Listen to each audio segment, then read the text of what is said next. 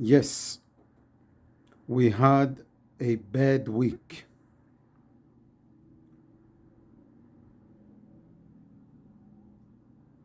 We could argue.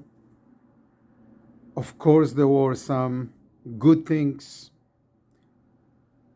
We had a good week, but we did have a bad week. Not a week that is on the surface enthusiastic and encouraging us and giving us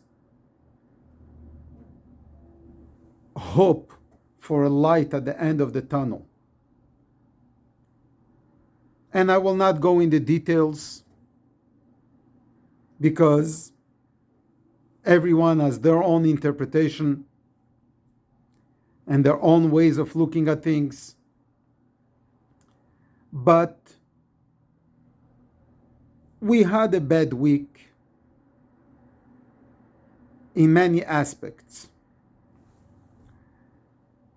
So I have two choices. One is concentrate on the good that we had and say, well, we had more good than bad. And that will depend on the individual,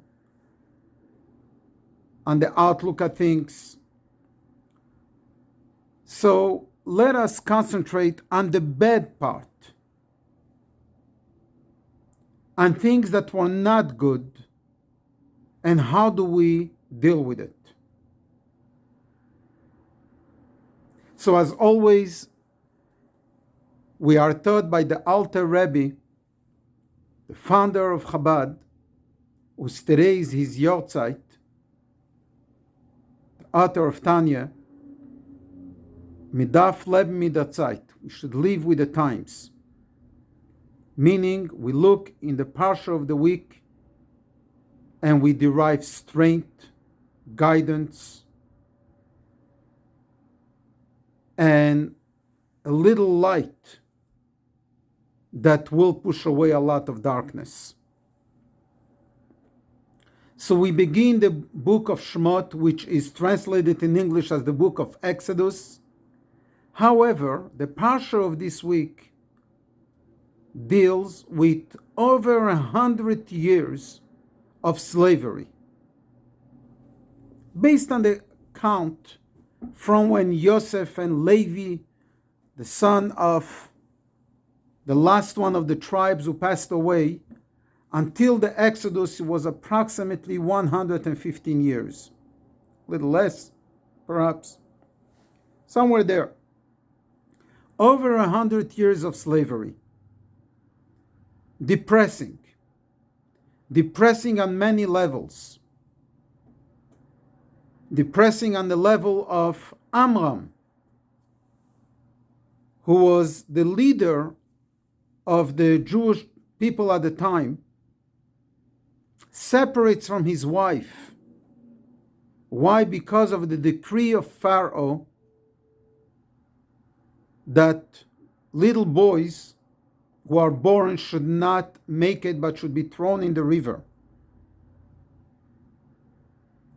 His wife, Miriam, and Yocheved, and his daughter, are coming to him with an argument and saying, you are worse than Pharaoh. Pharaoh's decrees only on males. You separated from your mother, from Miriam, and you won't even allow girls to come to the world. Him as a leader and a true leader who accepts responsibility,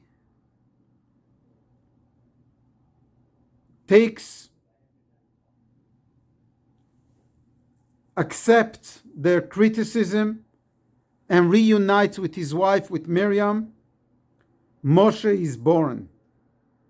Yes, Moses is born. Miraculously, Moses survives. Story continues about slavery and our people are depressed, hurting each other, on. And Moshe Rabbeinu stands up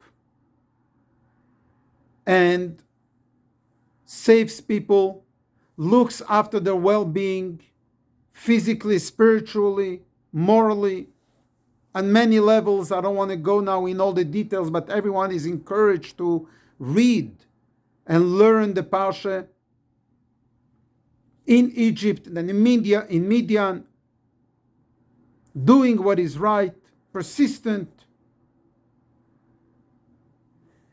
The end of the Parsha, things get worse, even though God promised the Exodus, to the extent that even Moshe Rabbeinu, the leader, Moshe Goel Rishon, Hu Goel Acharon, the first and ultimate Redeemer and last Redeemer, with the coming of Moshiach, Moshe plus Echad in numerical value makes Moshiach. Moshe is 345, the numerical value. Add to it the word Echad, 1. Echad is 13, is Moshiach 358. So the same Moshe Rabbeinu also goes in a negative mode and asks Hashem why.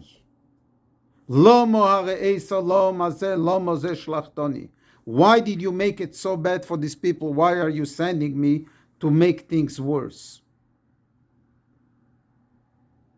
But Hashem has a plan.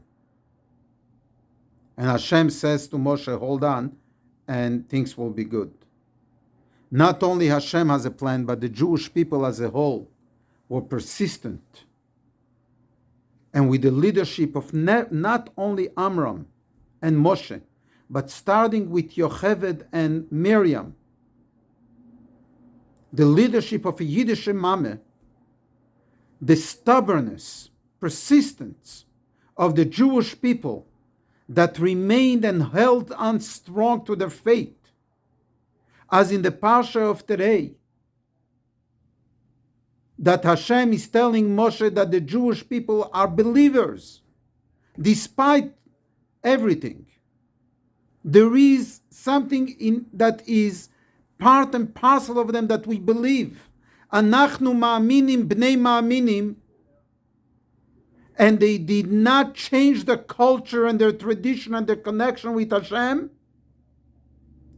led to the redemption, to the Exodus, and the entire book is called Sefer HaGeula, the book of redemption and the book of Exodus.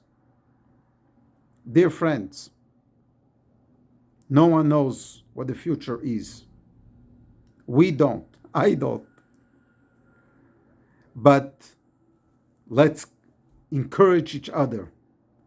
That's what the Alter Rebbe and the teachings of the Tanya are, that as a community, as one family, giving encouragement to each other, and as leaders, recognizing our shortcomings. And every one of us is a leader, and every one of us has good, and every one of us has bad. And I'm not talking about political and other leaders, I'm talking about myself, as the one who is doing my best to lead my day, to lead my life, to lead the next hour, to lead my family, to lead my community, to lead my neighbor as a role model, as an example. We all have our moments. They're not always easy, but we need to be persistent. We need to be determined. We need to be stubborn. Ki am kshe oref hu. We are a people of stubbornness, a people of that are determined,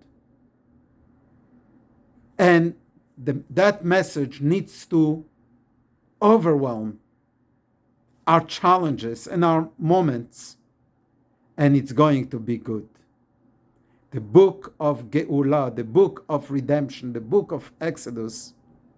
And while in exile, and while in the turmoil, and in the turmoil of the unknown, we need to be a beacon of light to ourselves and to our children, to our parents, to our neighbors, and to our day ahead of us. We had a bad week. I had a bad day. I had a bad moment. I had a bad hour, whatever it is. I'm going to turn it into good. Good Shabbos, Shabbat Shalom, a Shabbos of peace, and a Shabbos of goodness and kindness, and one act of goodness and kindness will change the world. We'll usher in the Shabbos this evening at 5:31 in Calgary, with lighting the candles, with bringing in Shabbos in a positive and happy way. Thank you.